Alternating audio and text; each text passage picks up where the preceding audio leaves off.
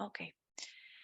Bueno, I think we're going to start. We're on time. We have Vamos começar, estamos the room, so no I'm horário, going todos já entraram. Na sala eu vou passar para o espanhol agora. así que bueno, vamos a ir comenzando. Están Vamos iniciar. los participantes. Os participantes já estão entrando. Hago un poco de E, enquanto tiempo isso, para que la gente comience a vamos ingresar a la sala. dar um tempinho aqui para as pessoas entrarem, não é? Voy a dejar de compartir mi pantalla. Vamos ver, vou parar de compartilhar a tela.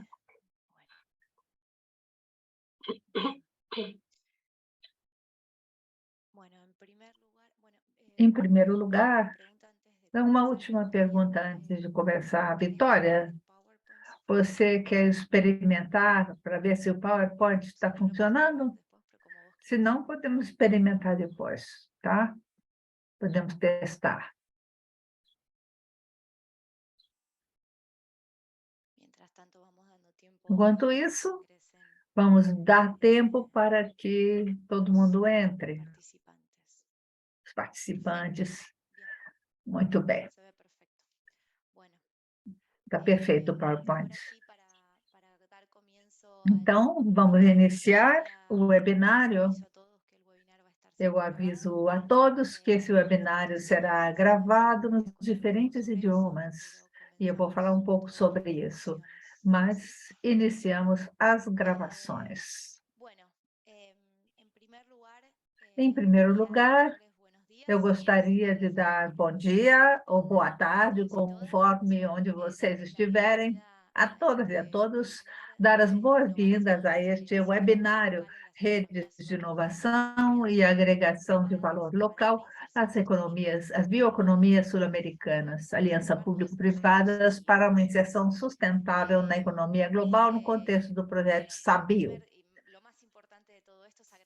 O mais importante de tudo é agradecer o seu tempo que vieram usar aqui para compartilhar esse seminário conosco, especialmente nesta época do ano, que é sempre complicada, dos dois lados do mundo. Eu me apresento.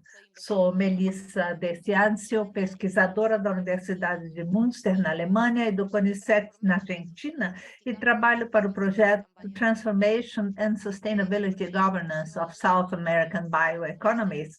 Esse projeto é realizado pelas universidades de Münster. Os coordenadores estão aqui, né? Jorge Celari. Não, desculpe, Universidade de Münster e de Bonn. De Münster é Karen Siegel, sua coordenadora, aqui presente. Daqui a pouco vamos dar a palavra a ela. E da Universidade de Bonn, Jorge Celari, que também nos acompanha. Além disso, é financiado pelo Ministério Federal de Agricultura e Alimentos da Alemanha. E eu quero aproveitar este momento para agradecer a equipe de pesquisa que também nos acompanha aqui, nos ajudou a realizar este seminário, especialmente Paulo Maclay, meu colega da Universidade de Bonn, que vai ser co-moderador do evento comigo. No contexto do projeto, a finalidade deste webinário é convocar especialistas da região para conversar sobre as possibilidades e desafios que os países da América do Sul enfrentam no desenvolvimento de redes de inovação. Por isso, contamos com a presença destes 4 oradores, que com certeza nos darão importantes elementos e ideias para pensar o presente e o futuro da bioeconomia na região. Isabel Marini, infelizmente, Anabelle não vai participar por uma questão de saúde, então seremos 3 participantes e não 4, como na agenda. Eu lembro que temos tradução simultânea e que vocês podem selecionar no rodapé da página o canal com o idioma que desejarem, inglês, português ou espanhol. O webinário será gravado e estará disponível no nosso site. E depois vamos compartilhar o endereço do site. Então, para não ocupar mais tempo, e sabemos que temos que cuidar especialmente do tempo no Zoom, eu quero dar brevemente a palavra aos líderes do projeto. No caso, Karen Siegel, coordenadora do projeto da Universidade de Münster, e Jorge, que vai fazer uma breve introdução, Jorge Celari também. Depois vamos passar a apresentação dos nossos oradores e oradoras e perguntas e respostas. Vocês podem já anotar suas perguntas e respostas aqui no chat ou no QIA. Todo mundo já conhece como funciona aqui no Zoom, né? Vocês podem deixar suas perguntas, comentários, podem se apresentar também, se quiserem. Alguns já cumprimentaram e se apresentaram. Então, usem o chat, usem o Q&A. Nós vamos reunir as perguntas para depois transmiti-las, e os oradores também podem lê-las. Muito obrigada, então, por sua presença aqui, e dou a palavra a Karen.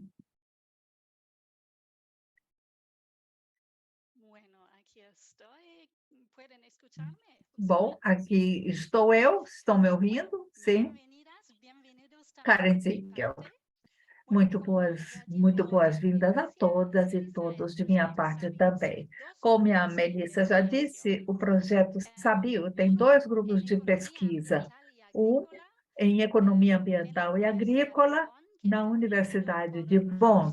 Ele é dirigido por Jorge Celari, e o meu grupo em Ciências Políticas da Universidade de Münster.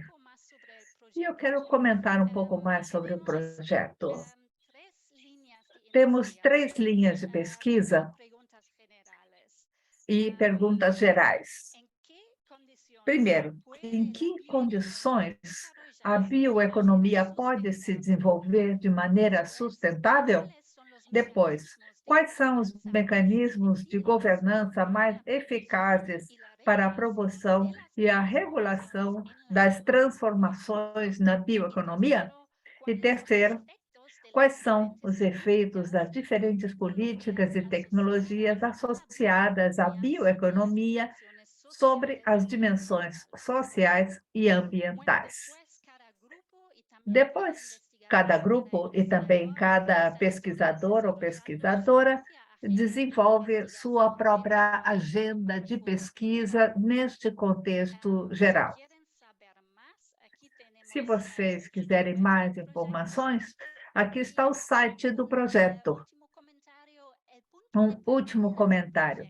O ponto de partida do projeto é que a bioeconomia não é automaticamente sustentável, então é fundamental pesquisar como podemos imaginar e desenvolver uma bioeconomia sustentável que leve em conta dimensões ambientais e sociais e leve em conta diferentes perspectivas e pontos de vista. Isso também inclui uma inserção sustentável na economia global, que é o tema deste seminário hoje. Como a Melissa já disse, temos um excelente painel de especialistas e eu gostaria também de agradecer muito a eles pelas apresentações. Eu gostaria de agradecer a Melissa pela coordenação da organização deste seminário e toda a equipe de Sabio e também as intérpretes que estão trabalhando hoje. Muito obrigada por sua participação e que desfrutem das apresentações. Muito obrigada. Eu agradeço com Karen. Já podemos dar a palavra aos nossos especialistas. São eles que nós vamos escutar hoje, não a mim.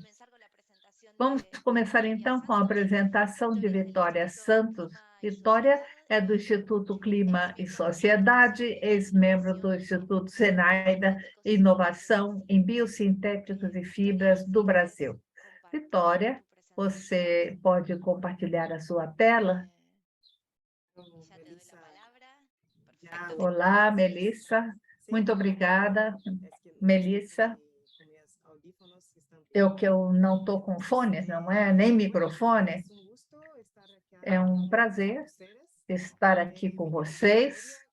Eu me chamo Vitória como Melissa disse, eu fui convidada como participante de uma rede de inovação do Instituto Senai de Inovação em Biosintéticos e Fibras, é sobre isso que eu vou falar. E hoje sou coordenadora da descarbonização industrial no Instituto Clima e Sociedade. Então, eu já estou trabalhando há algum tempo com a bioeconomia no Brasil. Vou fazer uma apresentação rápida para vocês sobre como está essa visão de rede nossa situação e estou aberta para perguntas. Eu vou fazer a apresentação em português e não em portunhol.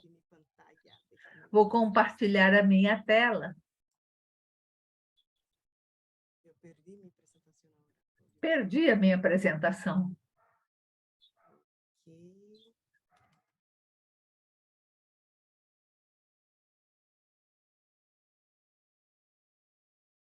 E aí podem fazer perguntas por mientras. Podem fazer perguntas. Estou compartilhando, então, estão vendo? Perfecto, ahí vimos perfecto. Perfeitamente. Está bien. Bueno.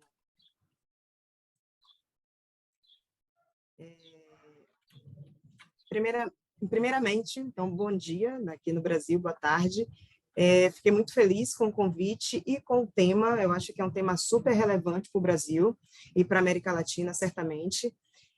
A gente precisa realmente discutir e propor, né, novos esquemas de governança para a gente garantir uma bioeconomia que, de fato, traga desenvolvimento para o país e para a região. Então, vou começar apresentando nessa visão de rede de inovação no Brasil, primeiro falando um pouco do tamanho do Brasil, né? O Brasil, né, ele tem 20% da biodiversidade do planeta, né? É um país que é um continente ao mesmo tempo, né? Extremamente diverso. E é um dos principais atores aí globais no agronegócio. E isso é um ponto muito importante, porque essa participação no agronegócio vai muito, né, pela exportação de commodities, que é algo que nós questionamos no ponto de desenvolvimento da bioeconomia. E o país tem, né, em seu território 6 biomas, né, que, enfim, convivem, né, de uma maneira harmônica, e cada um desses biomas tem suas próprias características, desafios e oportunidades. Então, quando a gente pensa em Brasil, a gente precisa pensar nessa diversidade, nessa possibilidade. Além disso, né, o Brasil, por ser um país aí riquíssimo em biodiversidade, em área territorial, um player muito importante no agronegócio, é também um player extremamente tradicional do ponto de vista do uso do conceito de biorefinaria. O conceito de biorefinaria ele nasceu com uma perspectiva mais moderna, mas a agroindústria brasileira ela pode ser entendida como biorefinaria. E, nesse sentido, nós temos aí agroindústrias que obtêm de uma matéria-prima uma série de produtos diferentes e que está se aperfeiçoando, né, ao longo do tempo. Então, aqui eu coloco alguns exemplos, deixa eu botar Então,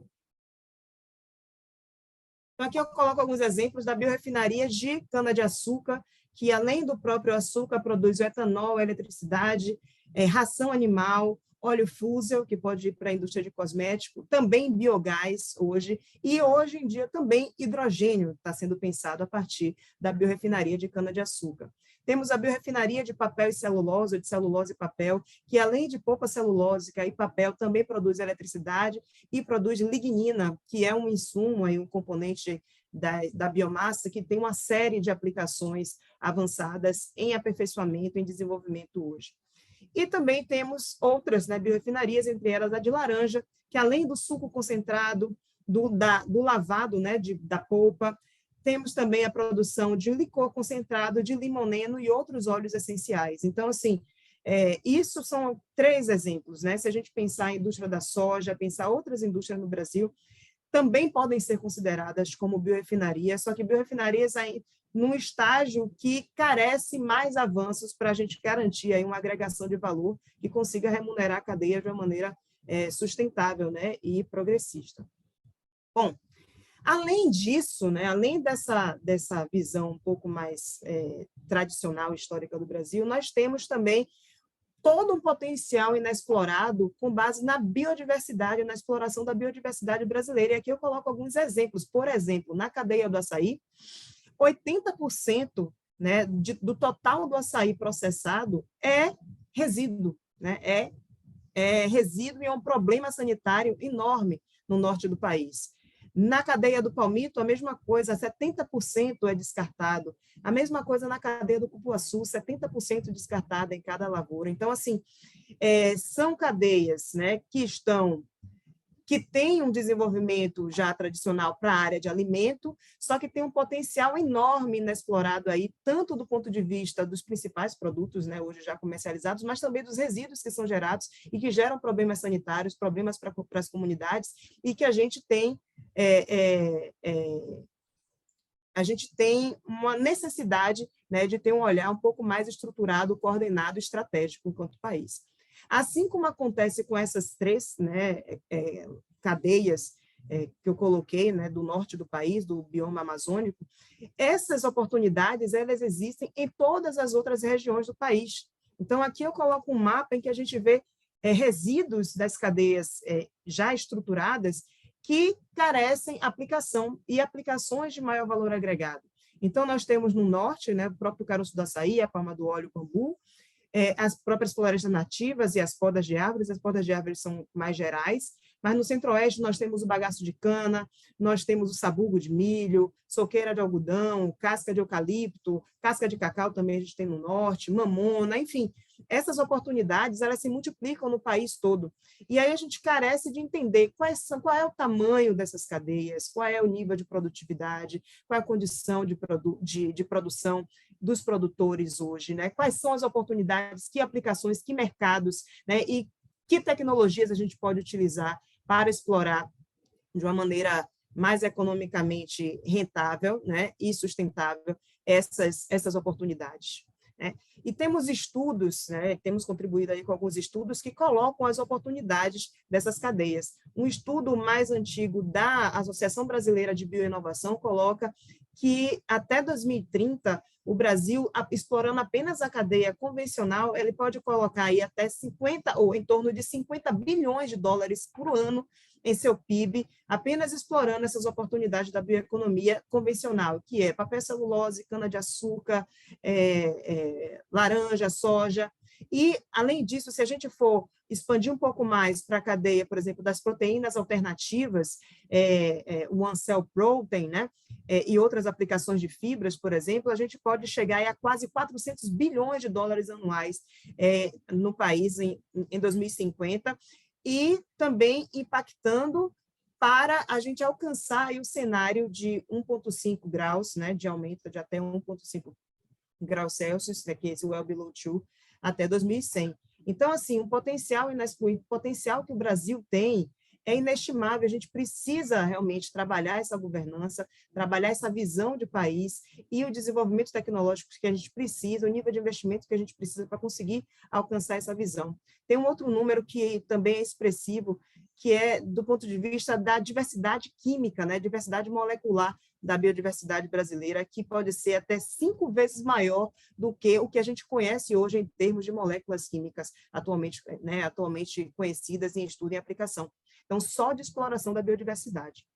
E aí, o país, né, também pela sua pujança, enfim, né, tem uma série de redes de inovação, tem um ecossistema de inovação que vem se robustecendo ao longo do tempo, mas que ainda tem uma série de oportunidades, eu vou falar aqui com vocês. E aí eu coloco o ecossistema de inovação do Brasil hoje, né? Então, o ecossistema ele é formado basicamente, né, como ecossistemas tradicionais, por governo, agências de fomento, universidades, todo o ecossistema de startups, né, de aceleração e as indústrias. E recentemente, eu digo recentemente porque tem 10 anos ainda, né, está começando essa rede de institutos nacionais de inovação da qual eu fiz parte, favorecendo esse ecossistema do ponto de vista de levar esses desenvolvimentos que ocorrem normalmente nas universidades também para o mercado, apoiando a indústria no seu potencial de inovação. E aí, esse ecossistema de inovação, ele tem esses atores, eles têm diferentes atuações ao longo aí do processo, do roadmap de inovação tecnológica, que a gente fala, né, da trilha de inovação tecnológica, em que a gente tem, basicamente, governo atuando aqui nessa área de pesquisa básica, que é o tradicional, né, e a gente precisa de mais investimentos, não tem como a gente pensar em bioeconomia avançada, em bioeconomia competitiva, em bioeconomia que gere desenvolvimento, que gere melhores empregos no país, pensando apenas em investimento privado. A gente precisa do papel aí protagonista do governo. A gente tem nos TRLs, né, mais intermediários, TRL 3 a 6, aí, que a gente já tem escalas piloto, que já provas de conceito para a escala piloto, a gente já tem as unidades Embrapi, a rede de institutos sinais de inovação, né? E a gente, na área de mercado, a gente tem já um protagonismo maior da indústria, né? Com institutos sinais de tecnologia, que são institutos mais voltados para aquela parte de certificação, metrologia, já não está na parte de desenvolvimento, né? E a gente tem aqui investidores, né, venture capitalists, né, corporate ventures, também atuando no financiamento dessa etapa do desenvolvimento tecnológico. E aí eu coloco aqui as redes, onde é que se localizam, né, as redes de inovação. A rede de inovação no Brasil, ela pega aqui um pouco do TRL2, o TRL mais básico, e vai até na entrada do mercado, se concentrando mais nos TRLs intermediários, né, que é o TRL que a gente chama do Vale da Morte da inovação tecnológica, que é onde a gente realmente precisa de maior investimento para que a inovação, para o desenvolvimento consiga ter tração e, de fato, chegue no mercado. E aí, no âmbito da bioeconomia, nós temos duas redes principais, que é a rede MCT Embrapi de inovação em bioeconomia, partida esse ano, e a própria rede de institutos sinais de inovação. E eu vou falar um pouco delas. A rede de inovação em bioeconomia, ela tem 28 unidades, né, que são unidades Embrapi. A rede Embrapi, ela já tem quase 340, 350 projetos na área de bioeconomia, com 340 empresas beneficiadas, né, e cerca de quase 400 milhões de reais em investimentos, né, com 150 projetos concluídos e 78 pedidos de propriedade intelectual. Então, é uma rede que se conforma trazendo toda essa pujança, toda essa potência que a Embrapi, né, que é a empresa brasileira de pesquisa e inovação industrial, trouxe para o Brasil. Então, ela tem o objetivo de unificar as unidades, que são ICTs, com a indústria, né, para a gente atacar aí, temáticas caras, né, para essa indústria. E ela está posicionada no TRL também 3, né, TR 3 a 6, 3 a 7, e foi constituída a partir de uma pesquisa com mais de 100 indústrias no Brasil que atuam na área de bioeconomia, né? E aí, em paralelo, nós temos a rede de institutos sinais de inovação. Deixa eu só um momento, gente. É só para eu ver o próximo slide. A rede de institutos sinais de inovação, que foi conformada aí em 2012 e traz aí institutos como o Instituto Senai de Inovação em Biosintéticos e Fibras, o Instituto Senai de Inovação em Química Verde, o Instituto Senai de Inovação em Eletroquímica aqui no Sul.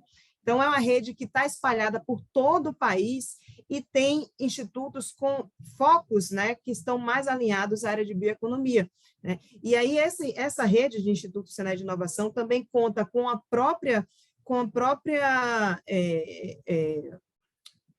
próprio portfólio de fomento, né, a projetos tecnológicos junto à indústria e tem o apoio à indústria. Então, as redes de institutos sinais de inovação, ela não trabalha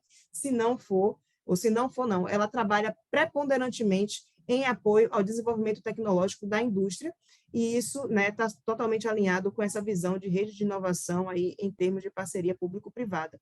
E nessa rede nós temos um protagonismo muito grande do Instituto Senai de Inovação em Biosintéticos e Fibras, que é um dos institutos mais novos, né, que foi criado aí em 2016, conta aí com aproximadamente 100 pesquisadores, e nesse período já tem, né, mais de 13 pedidos, já passou 13 pedidos de patente, software registrados e mais de 4 produtos no mercado. Então, esse é o objetivo principal das redes de inovação em bioeconomia hoje no Brasil, que é levar o desenvolvimento que acontece naquele TRL mais básico para o mercado, trazendo competitividade para a indústria, né, trazendo empregos mais qualificados, né, e agregando aí parceiros, ajudando a desenvolver parcerias, tanto nacionais quanto internacionais, para a gente conseguir construir, né, uma pauta de inovação para a bioeconomia que vá além da exportação de commodity, né? Aqui eu acho que tem um erro, vou passar.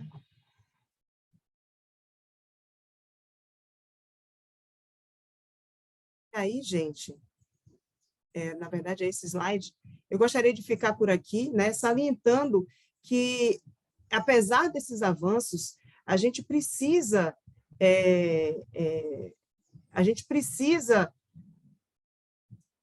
ter um olhar um pouco mais amplo do ponto de vista de visão de Estado, né, no Brasil, para a gente conseguir entender quais tecnologias são cruciais, quais as tecnologias que o Brasil é competitivo hoje, quais as tecnologias que faz sentido o governo investir aí bilhões, trilhões de dólares para a gente conseguir, de fato, ter um protagonismo, ter uma competitividade e ter esse efeito spillover, né? esse efeito multiplicador para a indústria que consiga avançar continuamente, não sem ser só pulsos, né? Pulsos pontuais, que a gente consiga avançar continuamente na tecnologia, trazendo aí qualidade de emprego e qualidade também em termos de desenvolvimento socioambiental no Brasil. É isso. Muito obrigada. Eu acho que eu fiz 15 minutos, acho certinho. Bueno, muchísimas gracias, Victoria. Realmente muito interessante. Muito obrigada, Vitória. Realmente muito interessante a tua apresentação sobre a perspectiva visual e tudo que você compartilhou sobre o Brasil. Você realmente abordou muitas coisas interessantíssimas sobre as quais vamos poder discutir depois. Eu gostaria de lembrar os nossos participantes que vocês podem ir colocando as perguntas no chat. De fato, se querem fazer alguma intervenção oral, vocês podem fazer isso, apenas peçam que eu habilite o microfone. Então, eu vou ir tomando nota disso para saber se alguém quer falar pessoalmente, em lugar de escrever. Bem, agora vamos passar a palavra para a Isabel Bortagaray. Ela é da Unidade Acadêmica da Comissão Sectorial de Pesquisa Científica da Universidade da República Oriental do Uruguai. Muito obrigada a toda a equipe pelo convite, toda a equipe de Sabio. Vou compartilhar agora a minha tela. Podem ver a minha tela? Sim, mas não em modo apresentação. Só um segundinho, eu vou te avisar. Ainda não estamos vendo o PowerPoint.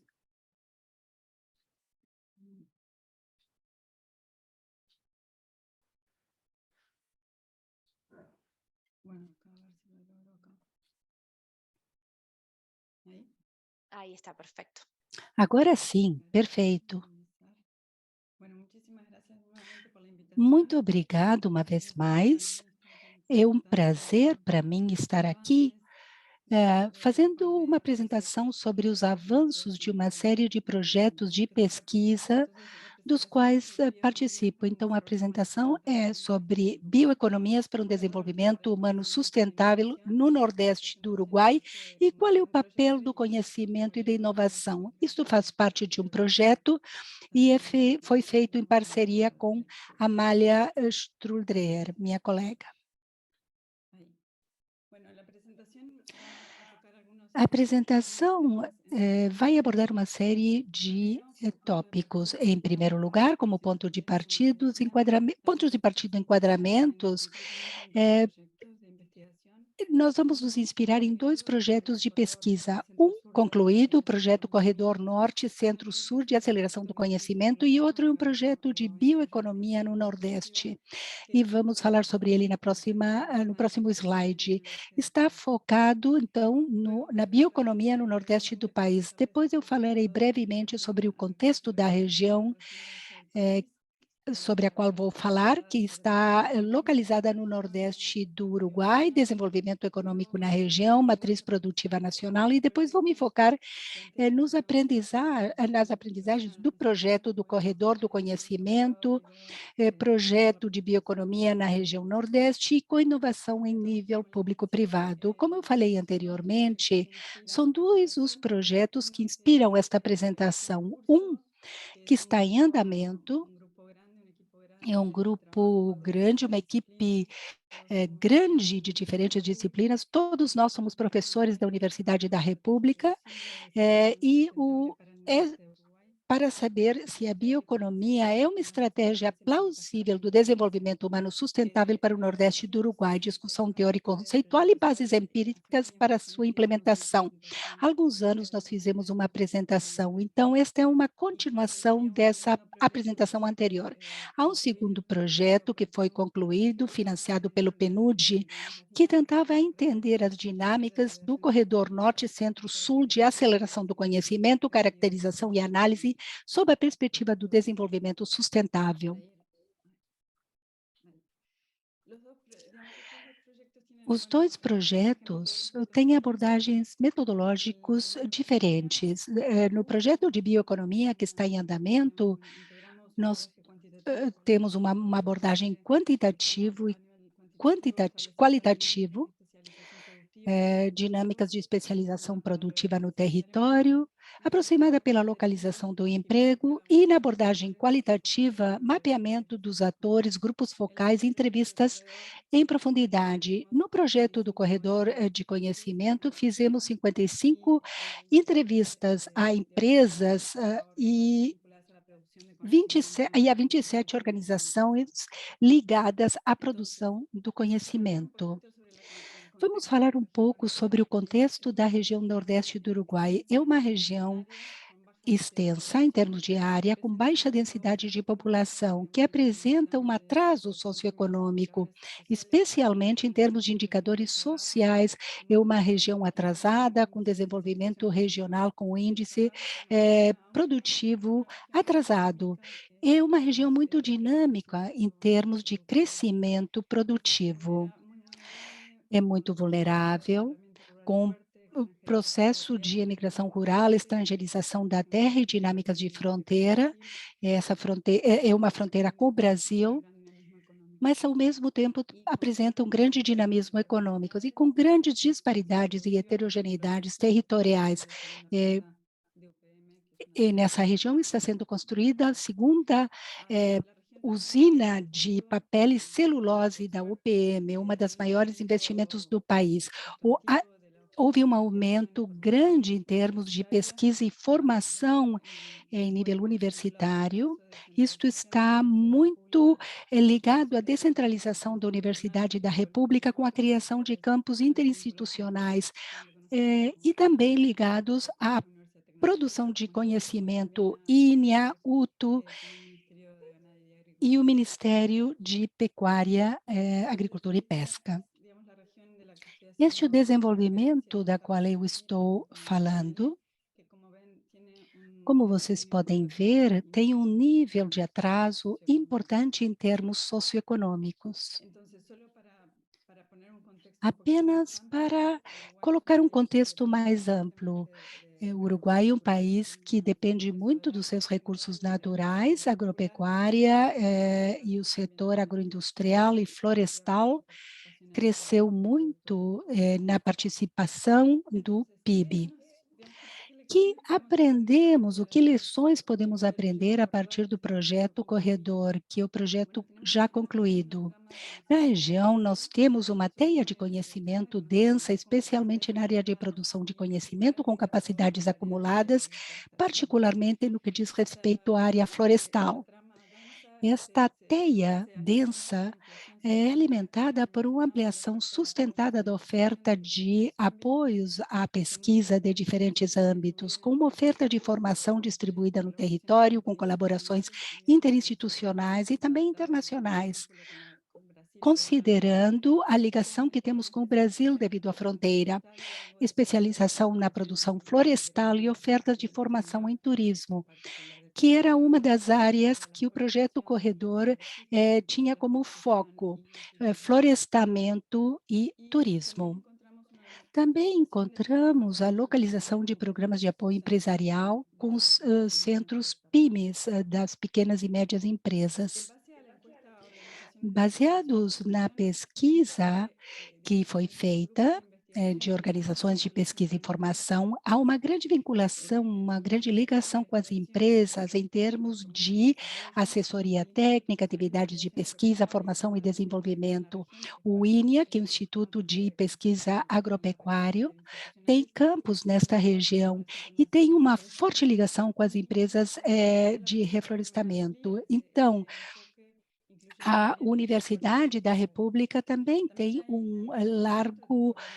uma grande ligação aqui. Há uma alta associações privadas, também outras organizações de pesquisa e formação com os governos locais e centros PYME. Sob esta perspectiva, todas as equipes percebem uma série de obstáculos no relacionamento com as empresas, dificuldades de entendimento, falta de espaços para se comunicar, problemas para dedicar tempo às atividades de ensino e pesquisa. Também há obstáculos percebidos com outras organizações, tem a ver com as dificuldades de entendimento e problemas de tempo. E também falta espaço de encontro onde estes processos possam ser facilitados e falta de informação sobre outras organizações.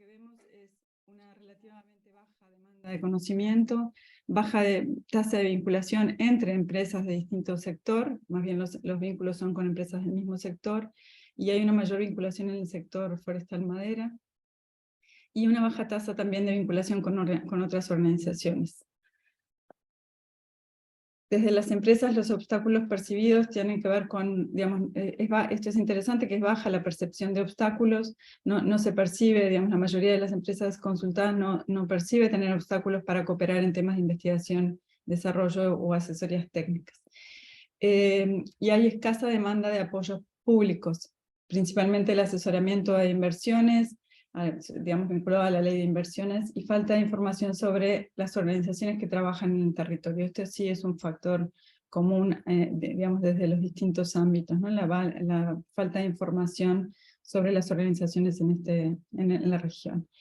Luego, ¿qué podemos aprender del proyecto sobre bioeconomía en el noreste de Uruguay, que es el proyecto que les mencionaba en el que estamos trabajando, que finaliza, digamos, en el primer semestre del año que viene? Primero, lo que surge con mucha fuerza es la necesidad de aludir al concepto de bioeconomías en plural y la necesidad de contextualizar, digamos, el diálogo sobre las bioeconomías como un concepto polisémico y muy complejo. También la necesidad de arraigarlo en las dinámicas territoriales, y a nosotros nos importa, digamos, este enfoque de las bioeconomías como un enfoque instrumental. Nos importa la bioeconomía como estrategia para el desarrollo humano sustentable. Entonces, de alguna manera, esta direccionalidad de la bioeconomía en su carácter instrumental es algo que digamos, nesse sentido, estamos problematizando no projeto. Ou seja, a bioeconomia nos ajuda a pensar uma estratégia de desenvolvimento humano sustentável. Aparece fortemente a preocupação com a sustentabilidade.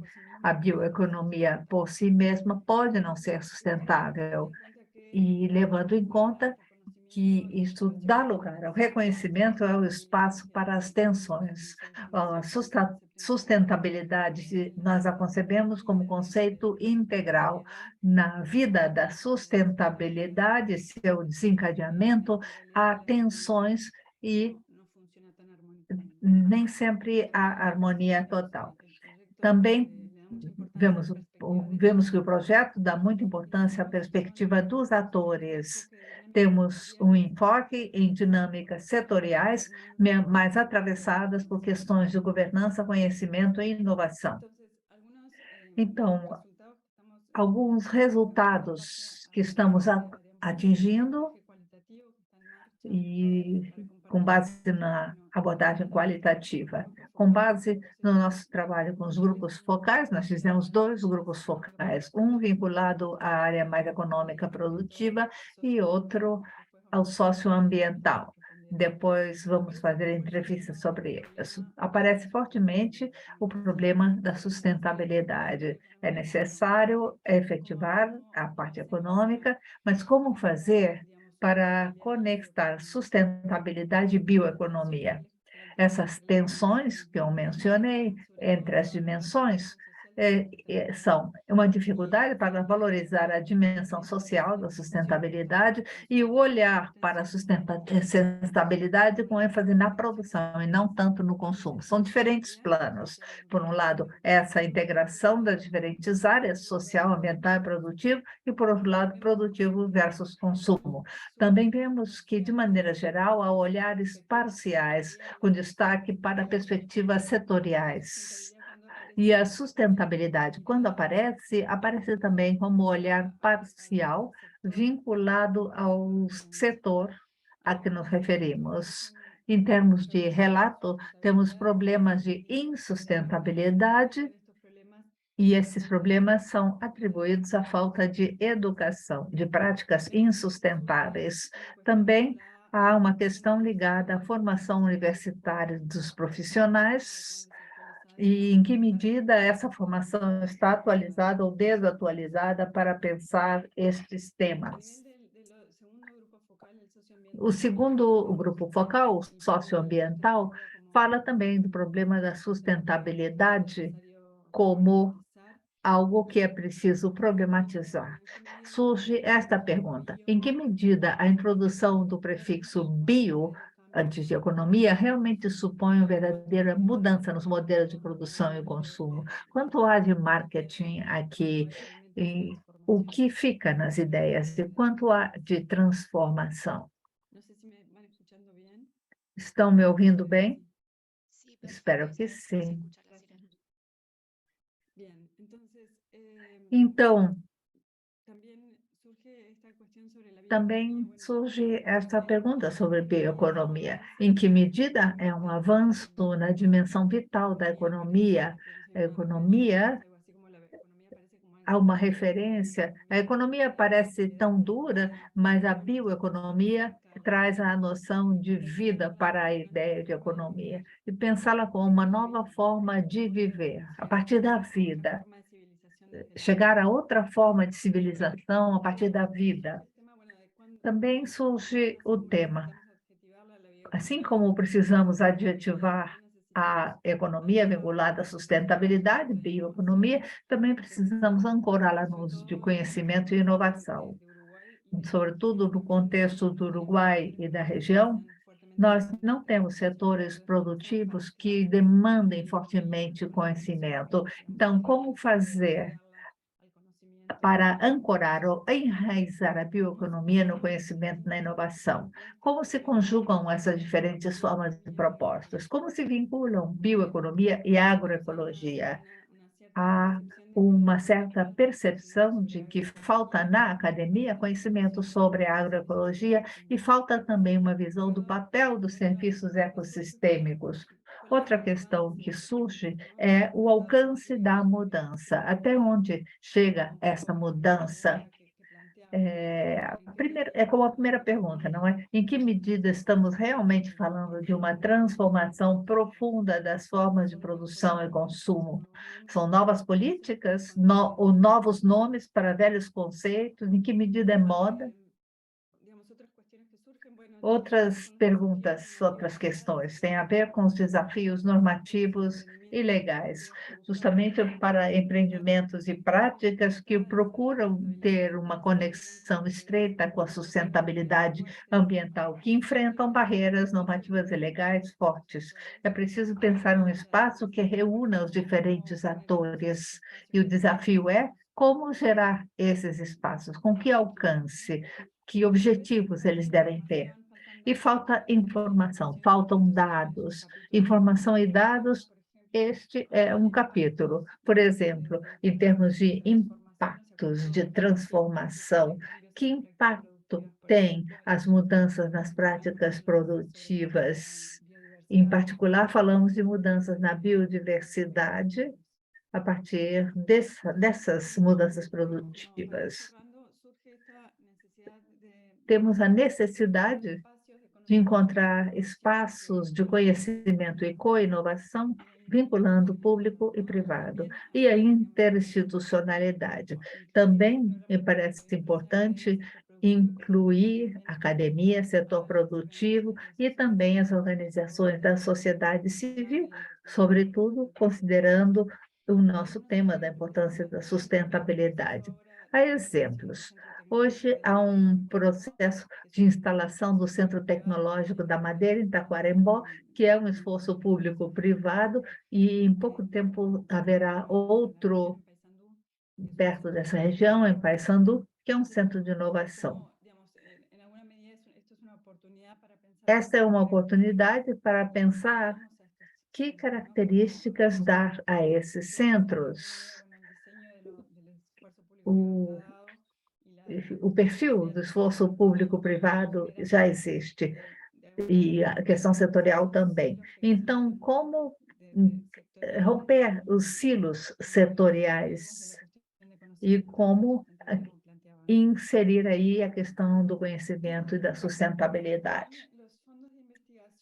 Os fundos de pesquisa setoriais com ênfase na sustentabilidade também parecem uma oportunidade interessante para fortalecer essa questão de conhecimento e co-inovação público-privado, enfatizando a sustentabilidade. Isso é uma proposta. Então, vou deixar algumas perguntas aqui levantadas. Visando a bioeconomia para o desenvolvimento sustentável baseado em conhecimento e inovação, surge a pergunta que fala aqui da política, sobretudo de ciência, tecnologia e inovação. Como fazer para que ela seja constitutiva das políticas setoriais, da bioeconomia, da ambiental? Enfrentamos grandes desafios de governança do sistema no país. Política de ciência, tecnologia e inovação é pensada como uma área de política em si, e não como um espaço transversal para alimentar o resto dos setores. Esse é um desafio em termos de governança. Temos uma trama densa territorialmente em termos de vinculações produtivas, mas pouca presença de ações de política de ciência, tecnologia e inovação. O que vemos é que a universidade está enraizada e a oferta de conhecimento, mas não vemos que as políticas nacionais, como a de ciência, tecnologia e inovação, aterrissem e tenham uma espécie de trama própria nos territórios. Também é similar o que tem a ver com a sustentabilidade em sentido integral, mas também com a questão ambiental. Falta uma visão complexa e articuladora da sustentabilidade que esteja no cerne desses esforços e processos de política mais econômica. Então, muito obrigada. Eu acho que respeitei o tempo. Estou à sua disposição para comentários e perguntas. Muito obrigada a você, Isabel. Muito interessante ver as possibilidades de ver essas alternativas. Temos muito o que pensar. Agora, eu vou dar a palavra ao olhar mais regional. Temos, então, a presença de Rafael Anta, do Escritório de Tecnologia, Competitividade e Inovação, do BIT. Então, eu vou compartilhar a minha tela. Muito obrigado por organizar este seminário e por me convidar. Eu sou Rafael Anta, trabalho no Banco Interamericano de Desenvolvimento. Tenho aqui um disclaimer: eu não sou economista nem especialista em políticas, eu sou engenheiro da área de informática. Mas eu gostaria de começar dizendo que vai ser muito difícil dizer algo interessante depois das apresentações da Vitória e da Isabel. Foram ótimas, me fizeram pensar em muitas coisas que eu compartilho. Como dizia a Melissa, vou apresentar um olhar regional com alguns detalhes depois a respeito dos desafios que o BID vê. E eu gostaria de começar provocando um pouco os que estão nos ouvindo e vendo aqui, utilizando um pouco o convite que foi preparado para este seminário, falando da bioeconomia global de alta tecnologia. Eu quero contar um detalhe. A metade da minha vida profissional foi dedicada ao mundo das tecnologias digitais, tanto na indústria como no BID. E eu vi isto como um filme. Eu trabalhei em todos os níveis possíveis da indústria digital e também em política pública, e eu vi o trem sendo perdido. Perder o trem é uma revolução. Alguns diziam, é importante, temos que tomar esse trem, precisamos de conectividade, ferramentas e habilidades, e na América Latina, salvo um e outro país que viu que a coisa era por aí, todo mundo olhou para o outro lado. E nos últimos 4 ou 5 anos, quase todos os problemas na América Latina são resolvidos com uma impressora 3D, um blockchain ou um drone.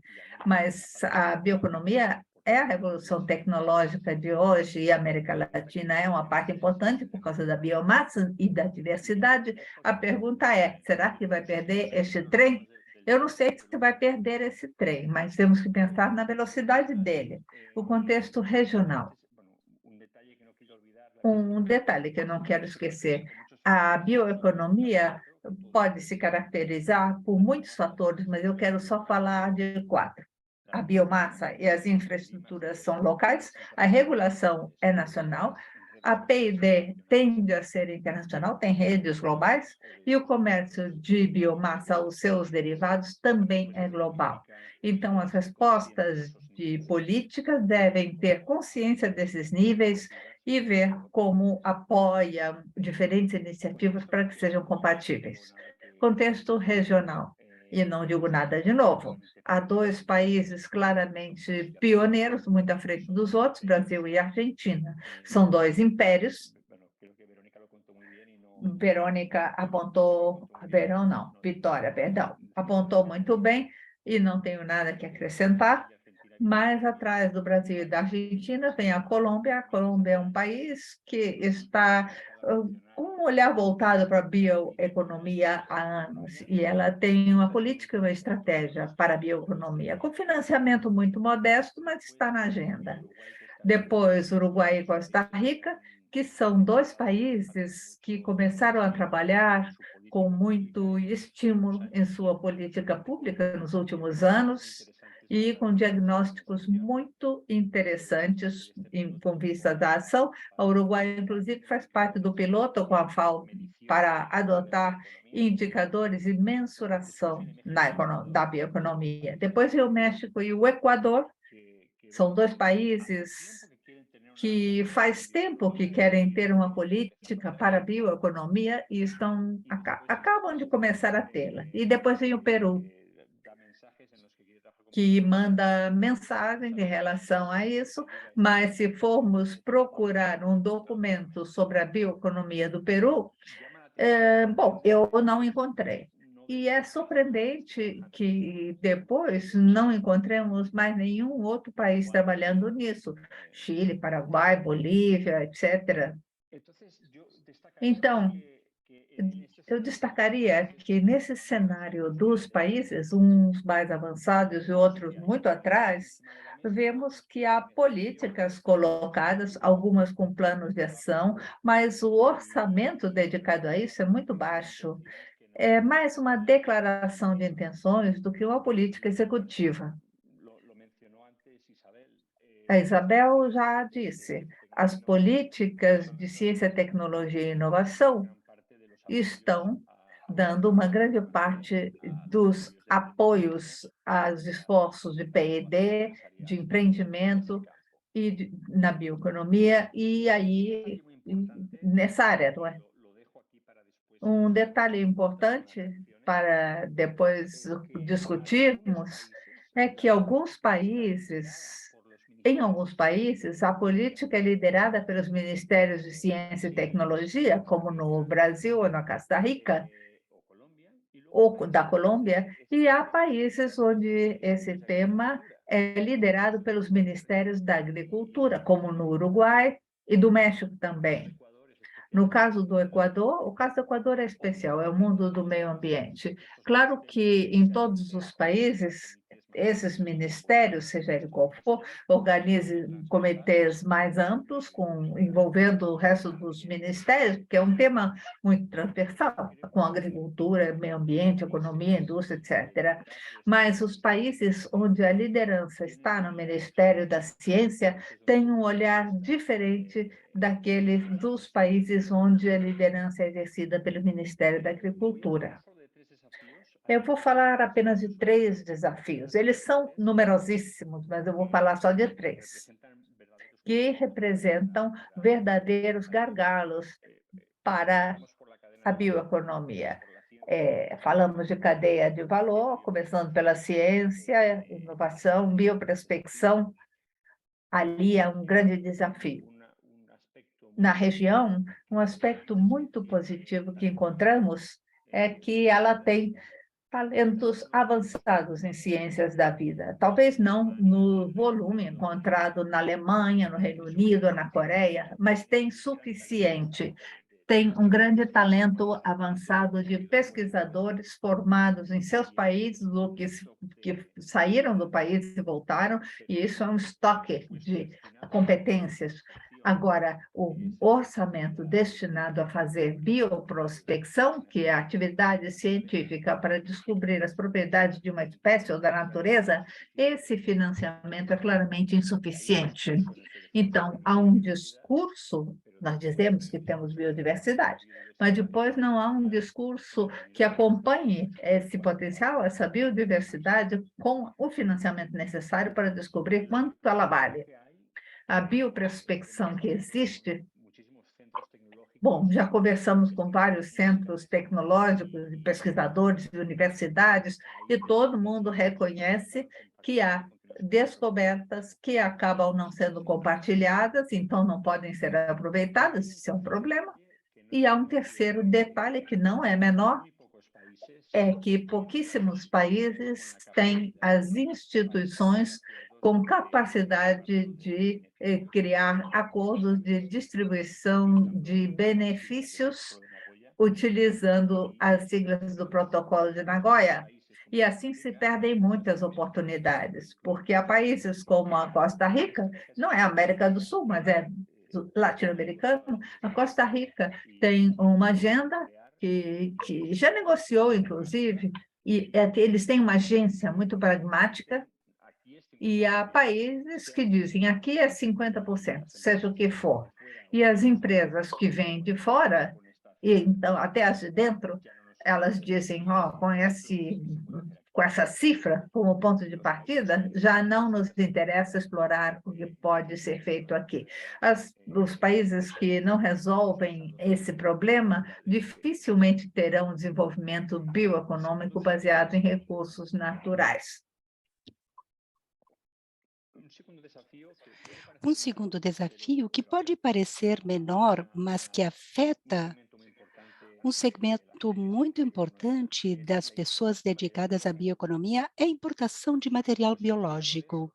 Os pesquisadores que estão trabalhando com moléculas, enzimas, proteínas, tecidos, fibras, o que vocês quiserem, dependem da importação de materiais biológicos reativos. A América Latina é um continente onde muitos poucos materiais são produzidos. Os principais fornecedores estão na Alemanha, Suíça, Coreia, Estados Unidos, o Japão.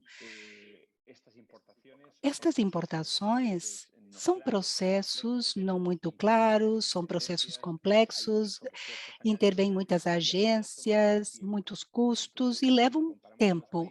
Então, se nós formos comparar isto com aqueles países que têm em casa, por assim dizer, essas coisas e podem consegui-lo no mesmo dia, na América Latina demora um dia, semanas, então, obviamente, a produtividade vai ser muito diferente.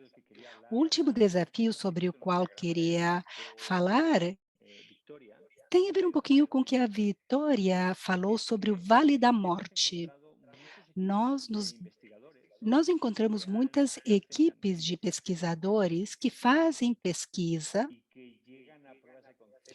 e que chegam a provas de conceito nos seus laboratórios com a métrica que pode ser de mililitros, miligramas, o que for que desejam produzir. E após a fase do laboratório, eles têm que passar a níveis pilotos e demonstração antes de ir ao mundo real, onde possam, de alguma maneira, conseguir os capitais e licenciar a tecnologia. Esses pesquisadores na América Latina não encontram a infraestrutura para fazê-lo, e essa biorefinaria custa muito. Se nós formos comparar isto com a indústria digital para empreender na área da internet, do software, é necessário ter as habilidades, uma conexão de banda larga e serviços na nuvem. Você não precisa de infraestrutura. O investimento, em termos de capital, é quase zero. Quando falamos de projetos bioeconômicos, muitos deles, não todos, mas muitos, precisam ter acesso a uma infraestrutura que eles não possuem.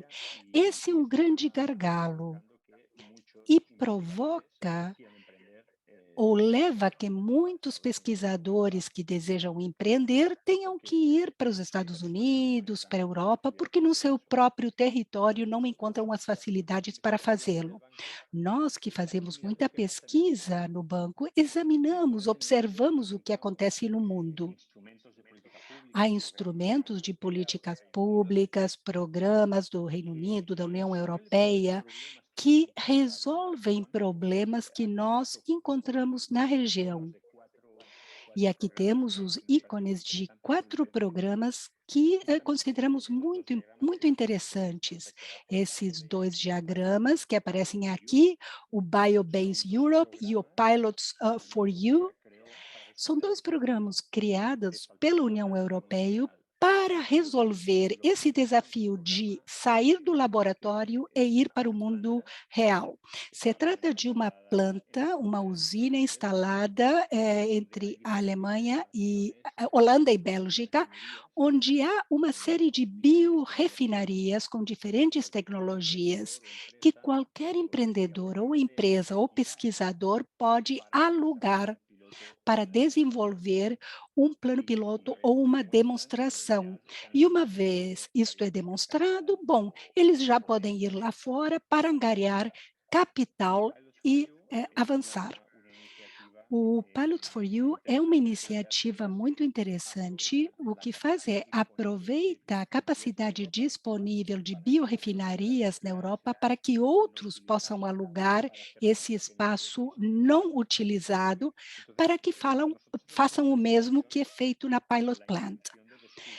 A intenção é descobrirmos novas ideias ou modelos ou aproximações aos desafios que possam ser utilizados ou replicados ou adaptados na América Latina, para assim poder avançar na bioeconomia.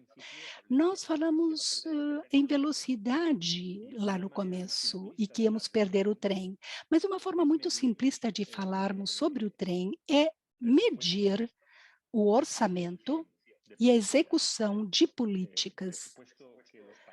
Um orçamento que os países estão dedicando e a capacidade dos países de executarem esse orçamento através dos programas. Quando vocês que estão na Alemanha, por exemplo, veem os números, são números enormes, o mesmo com o Reino Unido agora que não está mais na União Europeia, eles estão investindo muito em ciência porque eles estão fora da União Europeia.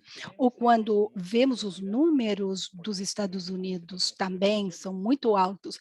O trem está indo em alta velocidade, muitos recursos estão sendo utilizados. Se a América Latina quiser subir nesse trem, vai ter que dedicar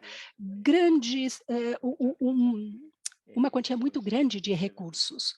Bem, era isso que eu tinha para compartilhar. Gracias, Rafael. Muito obrigada, Rafael. Muito interessante a sua apresentação e também esse panorama que você deu complementa as duas apresentações anteriores de Vitória e Isabel. Então, muito obrigada. Agora, vou passar a palavra para Pablo Macleay, meu colega, que vai fazer uma série de provocações para a discussão. E vou dar a vocês também a possibilidade de que vocês façam comentários a uma série de perguntas que foram postadas no chat. Os participantes, alguns têm comentários pessoais. Vocês podem ver isto no Q&A. E se quiserem fazer alguma intervenção e falar, podem utilizar o microfone. Vocês podem pedir para fazê-lo através do chat. Então, agora, Pablo vai falar conosco. Ele recolheu algumas das perguntas que foram postadas. Bem, vamos começar a discussão, vamos esperar mais perguntas no chat. Eu achei muito interessante escutar cada um de vocês. Foi a primeira vez que eu fiz e certamente adorei. As apresentações todas foram excelentes. Eu gostaria de colocar uma pergunta para cada um dos palestrantes, perguntas que surgiram ao longo das apresentações, e depois vamos ter uma discussão mais geral e responder as perguntas do público. Vamos começar com a Vitória. Vitória, eu gostaria de te perguntar o seguinte: nessas redes de inovação que você mencionou, há uma última etapa que você apresentou no seu gráfico que tem a ver com a chegada ao mercado e a possibilidade de se instalar. E aí, entra em jogo o venture capital, os bancos, os investimentos. Até que ponto há um maior fluxo de recursos na economia brasileira? Isso vem de atores internacionais e até que ponto vem de atores nacionais? Ou seja, essa rede de financiamento depende de investidores brasileiros ou até que ponto sócios e investidores internacionais têm a sua participação nisto? Estás muteada, Victoria. Vitória, por favor, abra o seu microfone.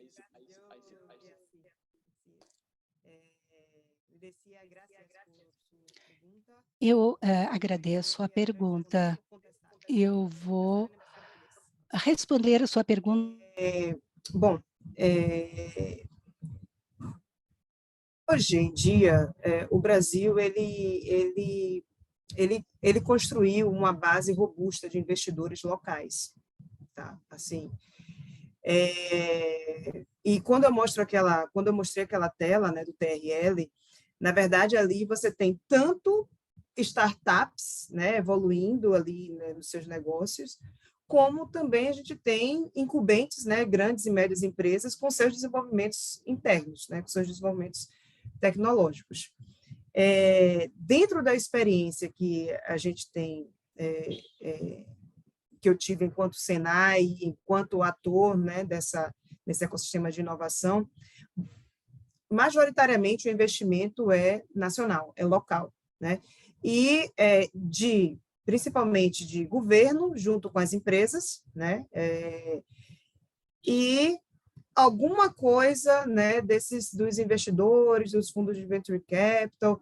A gente, nesse processo de inovação, e isso foi um ponto muito bom do Rafael, foi ótima a apresentação, na verdade, parabenizo a Isabel e Rafael, foram excelentes apresentações, mas esse ponto do interesse do investidor no hard science, no hard tech, né, é muito mais difícil inovar no hard tech, né, que a bioeconomia preconiza o hard tech. Então, hoje, né, dentro dessa experiência que eu tenho, o governo é o principal investidor junto com grandes empresas como Natura, empresas como Braskem, empresas como Petrobras, entendeu? Que colocam recursos tanto para investimentos internos, né, desenvolvimentos internos, mas também nas startups, para que essas startups se desenvolvam aquela tecnologia e se tornem fornecedores deles no futuro. ¿É para entender?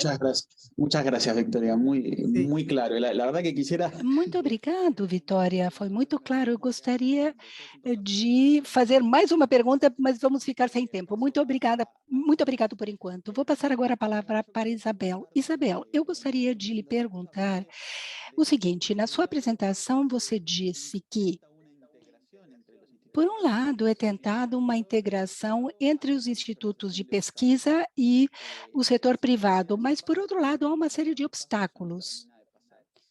Em alguns casos, isso é resolvido, em outros, não. Eu gostaria de perguntar pontualmente quais são os mecanismos, e com isso me refiro a mecanismos institucionais, contextuais, para que isso possa acontecer e até que ponto o marco regulador de propriedade intelectual influi nisso ou nós estamos um passo aquém e essa discussão vai surgir apenas mais tarde? Obrigada, Pablo. Sim, certamente, essa questão surgiu no chat. A questão da vinculação é um pouco endêmico, não apenas do nosso país, mas da região. Há setores produtivos que não demandam conhecimento e que dificilmente vão requeri-lo. Há uma subvaloração do conhecimento nesses processos produtivos. Esse é um problema bem difícil, porque a política, historicamente, em termos de ciência e tecnologia, está sempre junto à oferta e à produção do conhecimento, e apenas há alguns anos, talvez há 10 anos, temos instrumentos específicos para apoiar essa vinculação. Há mecanismos específicos. Por exemplo, o mecanismo mais utilizado é o mecanismo dos convênios, mas é uma visualização do conhecimento num papel de consultoria no curto prazo. As coisas estão mudando, a visualização do papel do conhecimento e há esforços de vinculação mais profundos e há instrumentos específicos. Na universidade, há instrumentos específicos para gerar esses encontros. Então, o que fazemos é orientar as agendas de pesquisa no tocante a os problemas produtivos existentes. Então, durante os encontros, há uma série de problemas baseadas em conhecimento, uma demanda potencial, e incentivamos a que os pesquisadores e a comunidade acadêmica possam responder a estes problemas, orientando as agendas de pesquisa. Esses instrumentos estão em andamento e são muito úteis para modelar ou remodelar este problema, esta desvinculação histórica. Há esforços interessantes. A questão da propriedade intelectual ainda não é um problema, depende muito do setor, não chegamos aí. A propriedade intelectual depende do setor. Estão sendo construídas capacidades. Recentemente, houve um processo que terminou num acordo de propriedade intelectual, que foi um processo muito interessante. Com isso, capacidades foram geradas, mas acredito que, neste momento, esse não seja o problema. Muito clara a sua resposta, Isabela. Obrigado.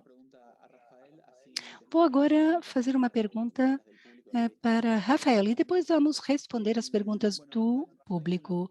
Rafael, eu gostaria de perguntar o seguinte: nesta lógica de se vamos subir ou não nesse trem, vou falar pontualmente sobre a Argentina. Acho que Brasil e Uruguai têm desafios, que temos desafios similares.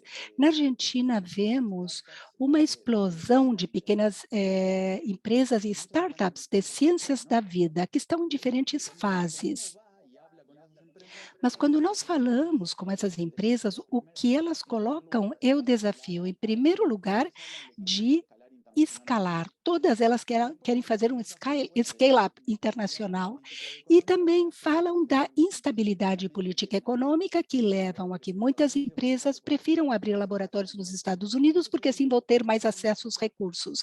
Nesta lógica, por um lado, parece que nós queremos subir ao trem porque, como eu disse, há uma explosão de empresas que estão tentando levar essas tecnologias ao mercado, mas por outro lado, parece que estamos perdendo o trem porque o scale-up vai ser em nível internacional. Quais são as estratégias nas quais podemos pensar nas economias latino-americanas para conseguir que essas empresas, para que o valor que essas empresas criam fique aqui e não seja exportado? Esta pergunta, ontem eu passei 2 horas falando apenas sobre essa questão. Para empreender nesta área da bioeconomia ou ciências da vida, com biologia ou recursos biológicos renováveis,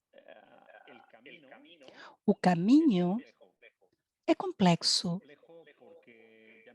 Ele é complexo porque primeiro tem que fazer pesquisa e importar os materiais. Isso é difícil, é complexo porque eu tenho que tomar uma amostra de uma certa espécie e eu preciso de uma autorização para fazê-lo. Depois, quando eu quero, digamos, reunir toneladas dessa espécie, bom, está o obstáculo dos recursos biológicos. Se eu vou vender para a Alemanha, eu preciso certificações que meu produto tem tantas partes por bilhão de um certo antioxidante. Há desafios, portanto, em cada uma das etapas do ciclo de vida da criação de uma empresa nesse setor. Os países não resolveram isso, porque isto é complexo, tecnicamente, cientificamente, e também numa perspectiva empresarial. Eu gostaria de utilizar um paralelo. Na América Latina, houve uma moda nos últimos 10 anos, não moda pejorativamente, mas uma grande moda de atrair empresas de serviço offshoring, e dizer, por exemplo, os call centers dos Estados Unidos vão para a Centro-América ou para outros locais. Quando tudo isto começou a acontecer, houve uma série de desafios, conectividades, regulamentações, problemas trabalhistas.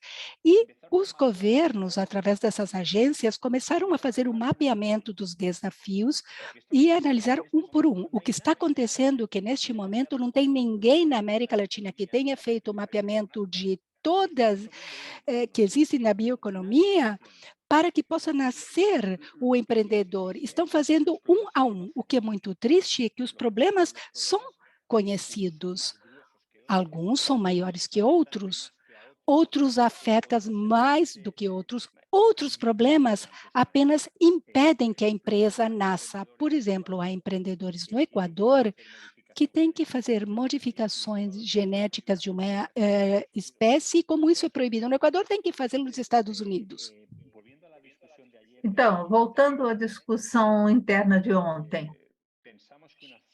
pensamos que uma forma de ajudar é desenhar o ciclo de vida de uma ideia, desde pesquisa e desenvolvimento até o comercial, é muito fácil mapear os problemas, saber quem tem que resolver e fazer ajustes. Pode ser desde um remendo até repensar todo o processo.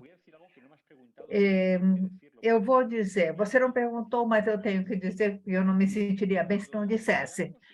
Quando nós examinamos as políticas de bioeconomia no mundo, Estados Unidos, Alemanha, Reino Unido, Japão, Coreia, União Europeia, a meu ver, há uma ambição espetacular e um foco claro. Eles dizem quem quer ser. Os Estados Unidos quer ser campeão mundial da biologia sintética.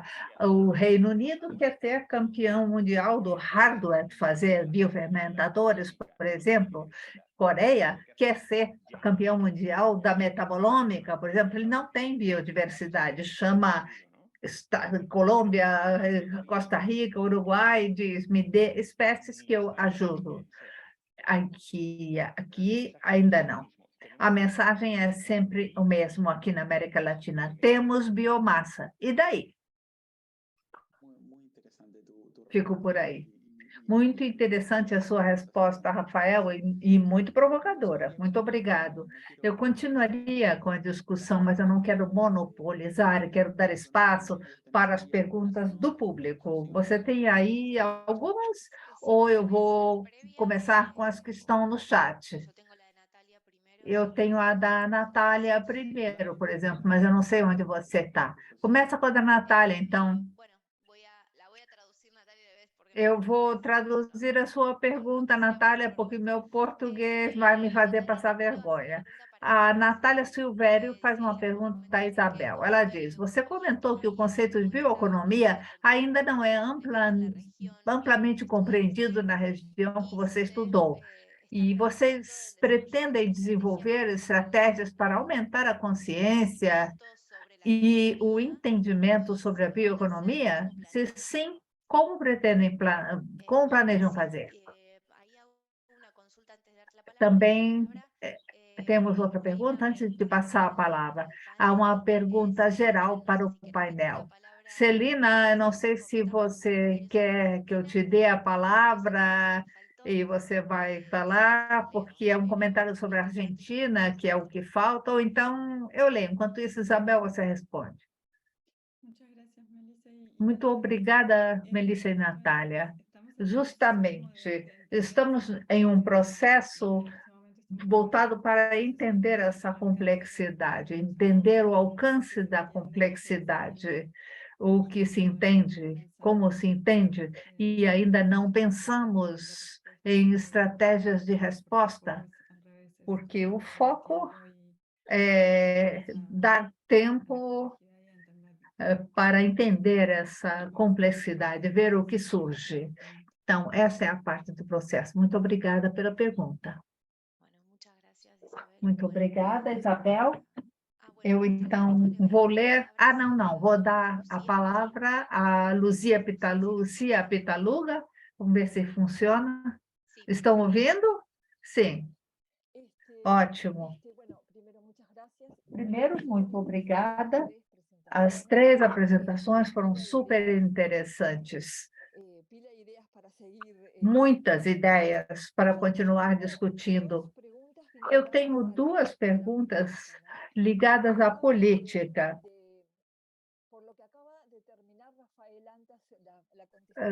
Em relação ao que Rafael Anta disse, ele disse que na América Latina nós não temos uma visão clara de qual é a nossa identidade na bioeconomia. Eu acho excelente essa observação, porque talvez seja exatamente isso. E é muito bom ouvir essa observação de fora, porque eles têm esse distanciamento. Então, com essa visão de o que nos falta, nós temos que saber em que queremos concentrar os nossos esforços. Eu acho que a bioeconomia, em primeiro lugar, tem que ter uma visão holística. A meu ver, é um modelo de desenvolvimento. E a partir dessa visão, de que é um modelo de desenvolvimento e que é uma visão holística na economia e na sociedade, seria preciso ter uma política de mais alto nível de articulação. Eu não estou pensando em planejamento centralizado, eu estou pensando em uma possibilidade de planejar de maneira articulada as diferentes dimensões do ataque da questão, como abordar a bioeconomia. Rafael disse que nos diferentes países as estratégias da bioeconomia estão em ministérios setoriais, ou de inovação, de agricultura, ciência e tecnologia, mas sempre com uma visão não holística, não de articulação das diferentes áreas. Essa agora minha primeira pergunta para qualquer um dos três. Vocês acham que é preciso contar com se é necessário ter essa articulação de mais alto nível, considerando que, como Isabel disse, a bioeconomia envolve não só aspectos de agricultura, mas também de produção e consumo, e também cultura, a maneira como se pensa. Essa é a primeira pergunta. A segunda pergunta, também ligada às políticas, se refere à mensuração da bioeconomia. Estamos trabalhando no Uruguai em um projeto de bioeconomia, além desse da parte norte do país. Esse projeto que eu menciono é vias em direção à bioeconomia florestal no Uruguai. E falamos com essa noção de rede, de trama. O setor bioeconômico, ou agroflorestal, não é vertical, ele está vinculado a várias outras áreas, sobretudo bioeconomia. Você tem que integrar biossistemas, biodiversidade. Você não produz só eucalipto para celulose, você também gera questões biológicas para a apicultura, etc. É uma visão de rede. Então, essa forma de fazer política não setorial, em termos de setor produtivo, e sim em rede, como vocês veem isso em termos de possibilidade de gerar essa política de redes, de tramas produtivas e inovadoras, que, a meu ver, é um dos centros da bioeconomia? Muito obrigada. Obrigada, Lucia. Eu tenho mais duas perguntas gerais e depois eu dou a palavra aos expositores para que respondam. Celina, você tem a palavra.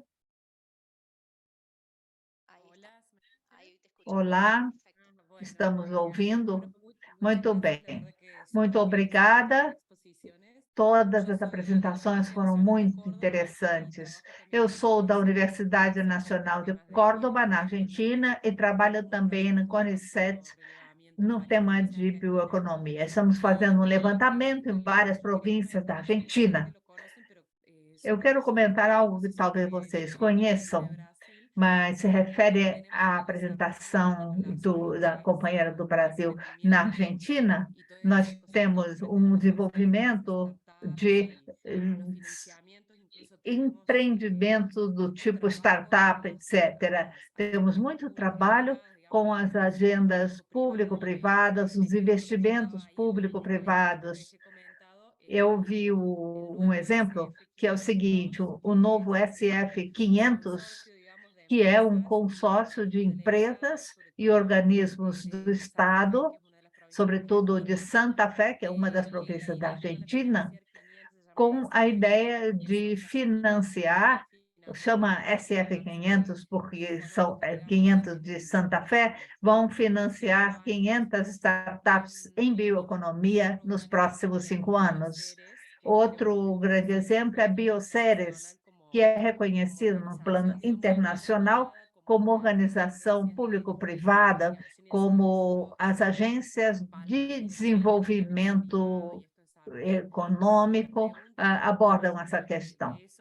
A minha pergunta, que vai além do que nós temos na Argentina, porque há muita coisa, não é? Porque quando podemos viajar a Santa Fé, vamos lá conhecer esses empreendimentos que são enormes. Muitos deles, como o companheiro comentou, já estão nos Estados Unidos, negociados em bolsa, e já estão a caminho de ser grandes empresas. O que mais me preocupa nesse desenvolvimento da bioeconomia, e que vai na linha do que Isabel disse, é a questão dos impactos sociais que essa área tem, e não está sendo contemplado. Eu estou pensando em trabalho rural, agroecologia, e não podemos incluir isso como desafio biotecnológico numa startup.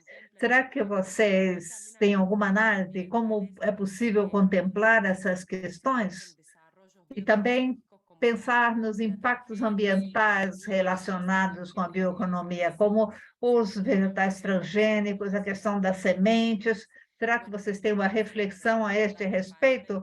Muito obrigada por me darem a palavra e por esse webinar tão interessante. Obrigada, Celina, por seu comentário. Mais um comentário do público, de Maria Eugênia Silva Carrassone. Ela diz que, de certo modo, nós estamos reeditando os desafios que os países da América Latina têm enfrentado historicamente. Pergunta: como vocês acham que o paradigma da bioeconomia pode dar uma perspectiva diferente para abordar esses desafios? Ou que elementos diferenciais a bioeconomia tem em relação a modelos de desenvolvimento anteriores? O que poderia impulsionar esse salto? Não sei, Pablo, se você quer acrescentar uma última pergunta antes de passar a palavra a cada um dos expositores.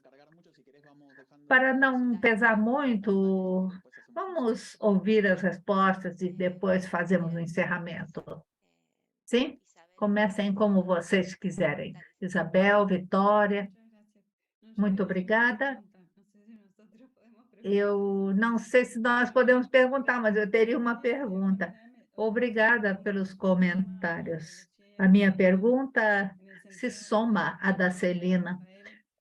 E a pergunta vai para o Rafael, sobretudo porque ele apresentou um olhar internacional.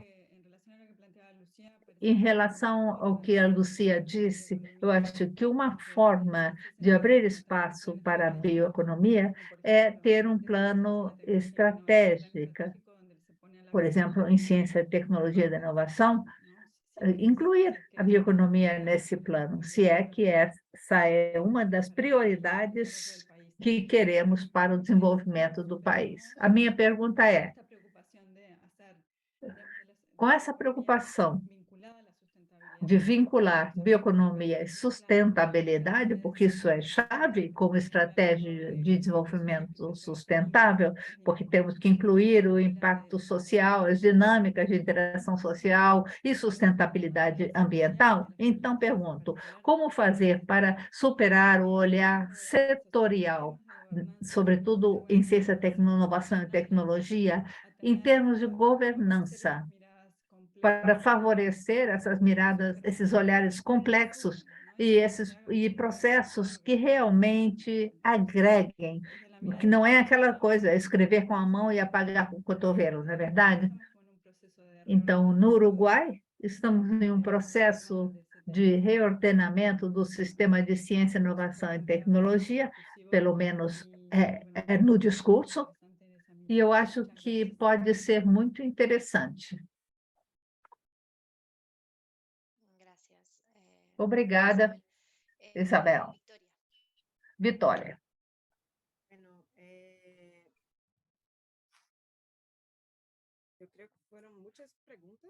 Foram muitas perguntas, mas eu vou tentar dar uma visão. Primeiro, o que a Lucia falou sobre a visão mais ampla e a questão das redes setoriais. No Brasil, o que podemos dizer é que é preciso ter uma visão mais ampla e nós estamos tentando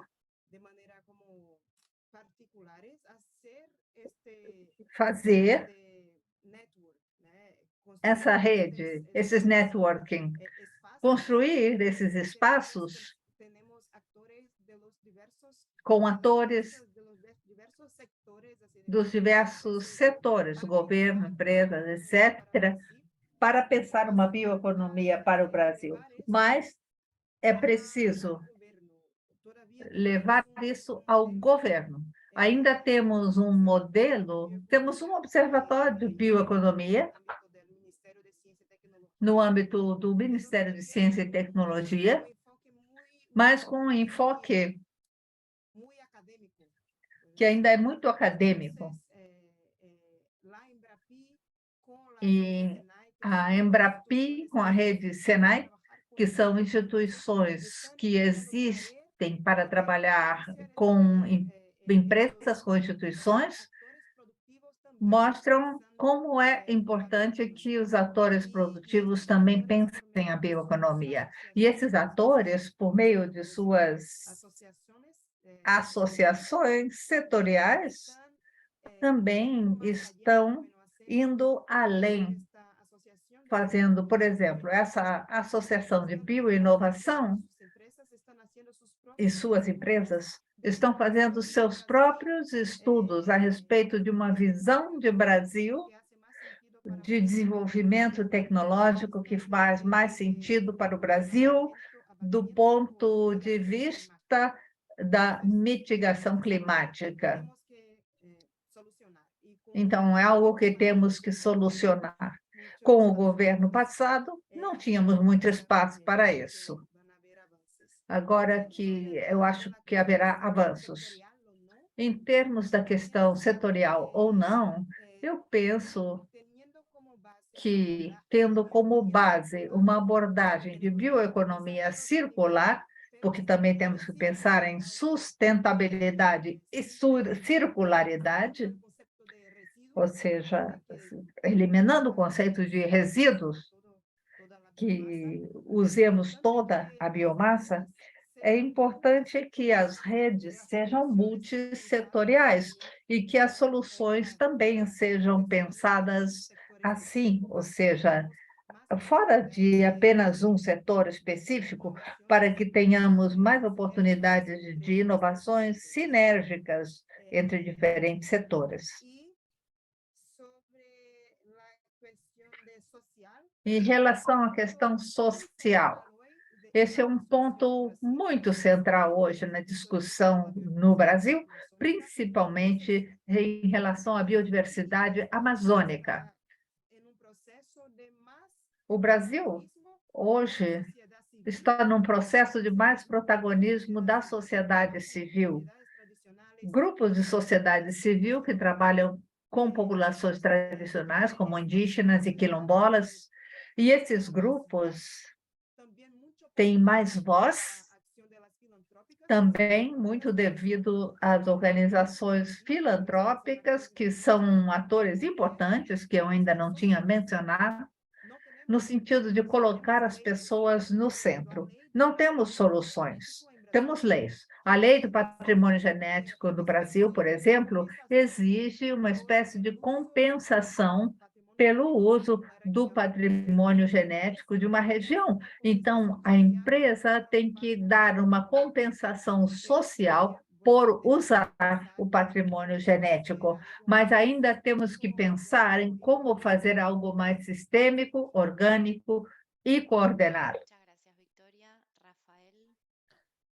Muito obrigada, Vitória. Rafael, as perguntas são muito boas e muito complexas. Eu vou tentar responder o que Lucia, Celina e Isabel colocaram, e vocês vão ver que as minhas respostas, como algumas coisas que a Vitória mencionou.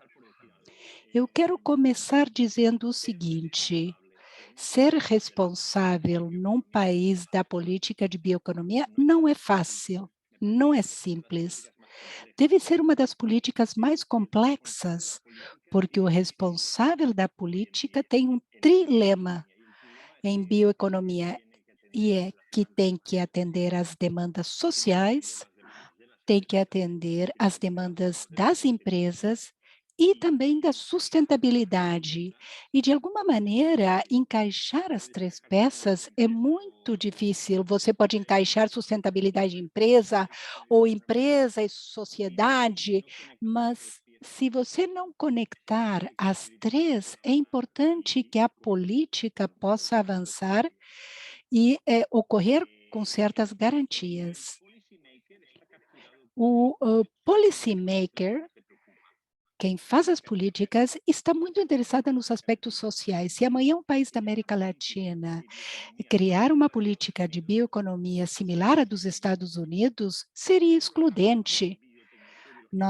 Se nós falarmos de bioeconomia e bioeconomia sintética, nós estaríamos deixando de fora milhões de produtores que têm uma pequena parcela que produz castanhas, o que for que eles produzem. Então, os nossos políticos não podem se dar o luxo de lançar uma proposta que eu chamaria de high-tech. Mas a Argentina e o Brasil são grandes atores e podem ser high-tech e podem concorrer com os Estados Unidos e a Europa. Aqui, então, observamos um contraste de extremos. A Argentina e o Brasil têm a fronteira tecnológica, mas também tem o outro extremo da não fronteira. A minha resposta tinha três partes. Essa foi a primeira. Em segundo lugar, eu gostaria de explorar a opção que uma política de bioeconomia possa ter medidas high-tech e medidas low-tech. As ações low-tech podem incluir os pequenos produtores, incorporando-os numa cadeia de valor, eles contribuem com alguma coisa, mesmo que não muito sofisticada, eles fazem a coleta dos resíduos para depois serem utilizados numa usina. O só fato de incluí-los fará com que eles possam ter a renda adicional do que eles já têm pela sua atividade tradicional e reconheçam o valor de fazê-lo. A terceira parte da minha resposta tem a ver com Isabela, modelos que falam na governança e que a governança possa fornecer ou oferecer soluções. A União Europeia tem um programa chamado Power por Bio. Esse programa foi lançado há 3 ou 4 anos para desenhar estratégias de bioeconomia subnacionais. Esse programa auxiliou a 10 regiões da Europa. Na Espanha, uma região de Andaluzia, na Áustria, uma região, nos países do leste da Europa, outras tantas regiões. Dessa experiência, a partir das quais surgiram 10 estratégias sub-regionais ou nacionais, houve uma situação na qual que para alguns territórios essa era uma segunda estratégia, porque eles já estavam trabalhando nisso há anos, mas para outros territórios, isto foi a primeira estratégia. Então, houve territórios que tinham mais experiência, outros com menos. Isto gera uma dinâmica muito interessante. Outra coisa muito interessante dessa experiência, e tudo isso foi documentado, é que eles começaram criando um grupo de trabalho em termos territoriais ou regionais. Eles colocaram o setor público, o setor privado e a sociedade civil. No setor público, os governos, energia, transporte, água e saneamento, agricultura e inovação.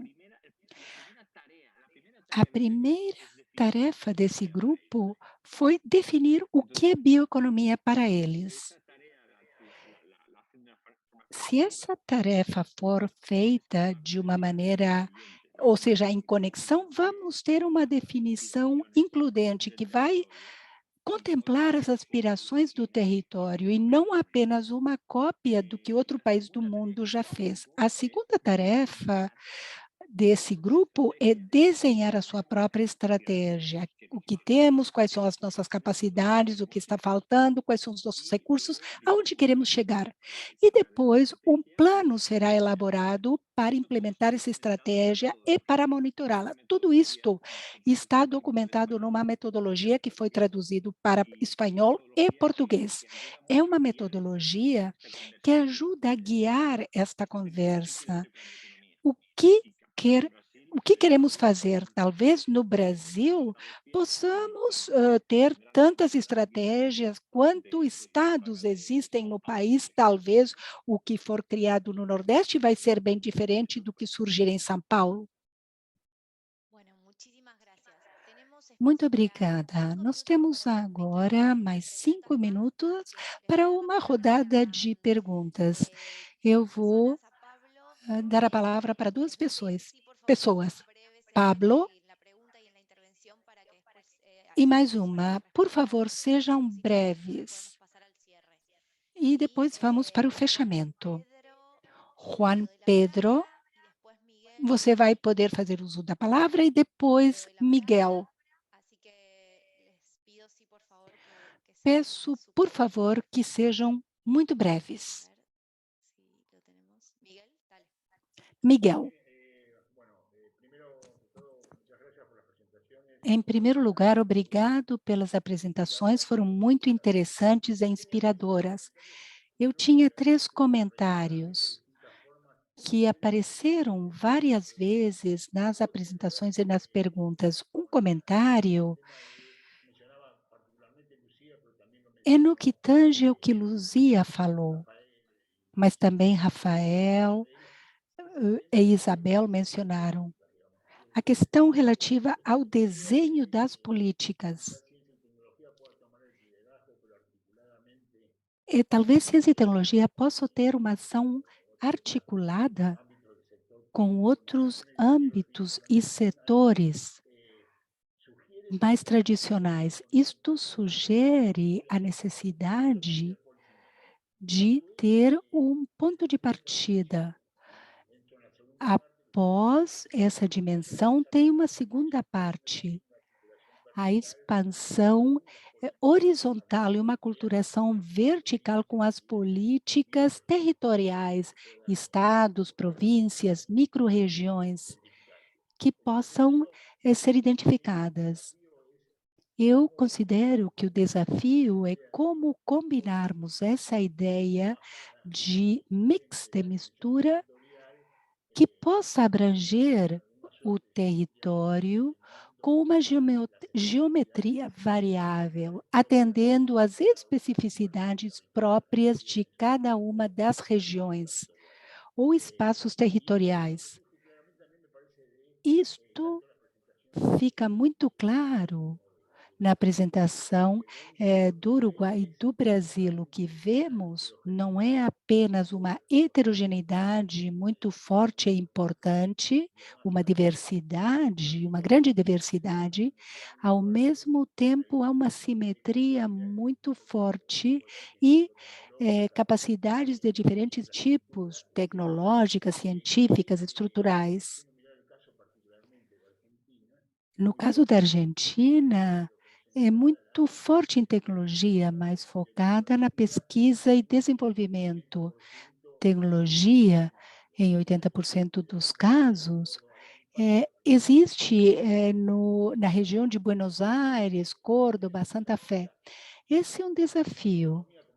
A bioeconomia, em termos produtivos e sustentáveis, envolve muita inovação tecnológica, articulação de cadeias de valor, mas também requer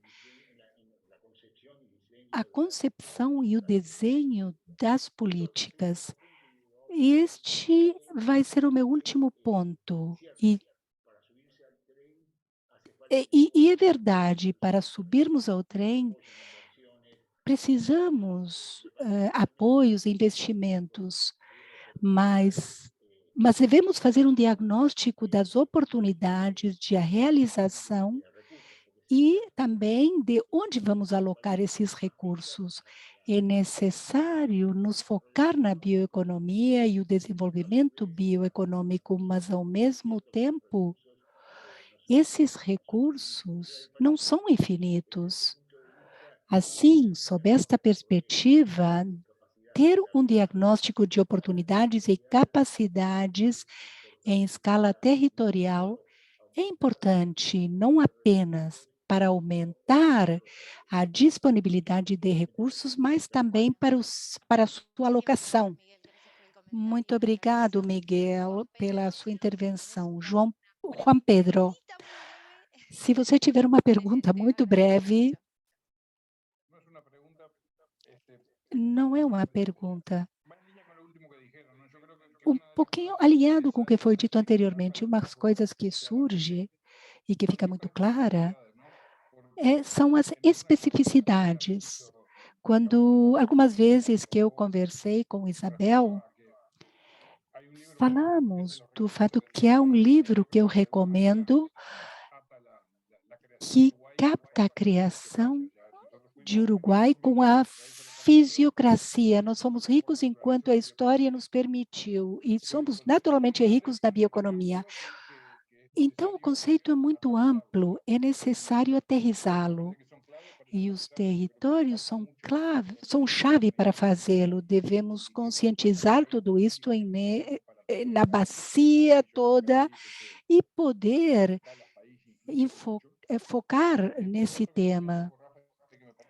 Outra coisa que o Rafael mencionou, e é importante destacar, é as tensões entre as políticas. Vemos que no Uruguai eles estão tentando implementar certas políticas para melhorar a cultura produtiva. E como o Rafael mencionou, é um país que depende muito mais dos investimentos estrangeiros do que possam ser Brasil e Argentina. Se as políticas não estão alinhadas, deixa de ser atrativo. Então, o grande desafio está nessa política transversal que não deveria se originar apenas do Ministério, mas deveria ser uma política de Estado bem mais ampla, com um grande escopo, uma grande abrangência. Eu queria destacar isso, a importância do foco territorial e também a necessidade de que países pequenos como Uruguai e Paraguai dependam muito das economias de Brasil e Argentina. E as políticas, então, devem ter um efeito positivo. Juan Pedro, muito obrigada pela sua intervenção. Não sei se alguém mais ou algum dos expositores gostaria de adicionar mais alguma coisa? Eu vou falar em 30 segundos. Tem uma coisa sobre a que falamos muito que tem a ver a sustentabilidade, onde está o limite das coisas. E sobre o sistema não falei nada, mas eu gostaria de compartilhar uma coisa. A Colômbia, não sei se tem alguém nos escutando da Colômbia, tem um instituto fantástico que faz prospecção. Eles fazem muito bem muitas coisas. Não apenas muito bem, mas muito importantes. Eles pesquisam as espécies e podem classificá-las em espécies sob ameaça ou não devido à mudança climática. Então, vamos ver espécies que estão ameaçadas pela mudança climática. Outra coisa que eles pesquisam e se essas pesquisas podem se tornar uma atividade econômica, castanhas, orquídeas, mangas, enfim, qual é o limite? Até que ponto poderia ser utilizada essa espécie sem afetar o ecossistema? Essas informações, uma coisa que faz muito bem é o seguinte, eles falam, para quem são importantes essas informações? Para o setor cosmético. Então, eles reúnem toda a Câmara de Indústria dos Cosméticos, que são 700 empresas. Se alguma empresa de cosméticos deseja utilizar uma descoberta para elaborar um produto, também estão dizendo qual é o limite. Talvez, em algum momento, possam fazer um monitoramento econômico, porque o que você não mede, não sabe o que é. Mas também é necessário monitorarmos os limites do que a natureza pode oferecer. Eu quis mencionar esse caso da Colômbia, que é extraordinário. Muito obrigada, Rafael, Vitória e Isabel, pelas intervenções, pelas suas apresentações.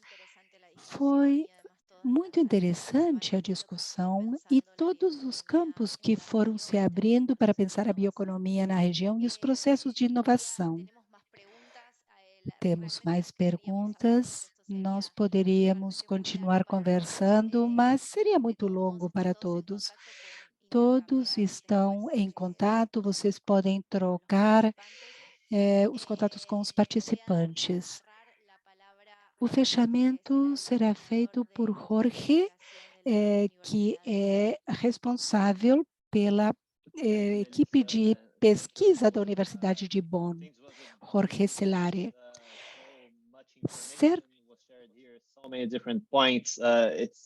Foi o Eu gostaria de resumir em 2 minutos aqui alguns elementos que foram ditos. O que se tornou bastante claro para mim é que a nossa região, América Latina, tem muito potencial e estamos num papel pioneiro na área da bioeconomia. Temos também muitos desafios. O que se tornou muito evidente é que temos muitos desafios de fato dentro do continente. E temos desafios de tornar essa visão possível, a visão da modificação das coisas. Precisamos de uma visão mais clara. É isso que está faltando na América Latina, tanto ao nível nacional, quanto também ao nível regional. Especialmente quando falamos acerca dos diferentes níveis de coordenação possíveis. Eu acredito que a coordenação é um dos grandes desafios. Talvez não seja o desafio da conexão entre setores, mas sim entre níveis e entre países, de forma que tenhamos, de fato, sinergias entre os países. Quando falamos sobre bioeconomia, há tantos aspectos diferentes e cada um deles é tratado em nível diferente. Então, temos questões globais, comércio, temos também a produção em escala nacional, temos também a pesquisa e desenvolvimento, que é algo intermediário, que pode ser também de nível regional. Portanto, o que ouvimos é que a questão das políticas públicas é muito importante e ela também está ancorada em diferentes níveis. Temos desafios que fazem com que não consigamos alcançar os benefícios da tecnologia do avanço biotecnológico. Portanto, tratar dos diferentes níveis é muito importante e temos de ver como coordenar as políticas, portanto, na interface entre esses níveis. Eu gostaria de agradecer, portanto, a todos que estiveram presentes aqui nesse webinar. Muito obrigado especialmente a todos os nossos oradores, Vitória, Rafael, Isabel. Realmente foi incrível ouvir as apresentações de vocês, a discussão também foi muito interessante. Muito obrigado também a todos os participantes. Nós fizemos a gravação desse webinário e faremos o upload na nossa página e também compartilharemos o link aqui no nosso chat. Vocês também têm os nossos contatos e será um prazer continuar essa conversa em outras circunstâncias e continuar colaborando com todos vocês. Portanto, muito obrigado a todos. Muito obrigada, e também gostaríamos de lembrá-los que nós vamos estar fazendo uma série de webinars do projeto e vocês vão receber mais um convite, então, com as atividades que vamos desenvolver futuramente.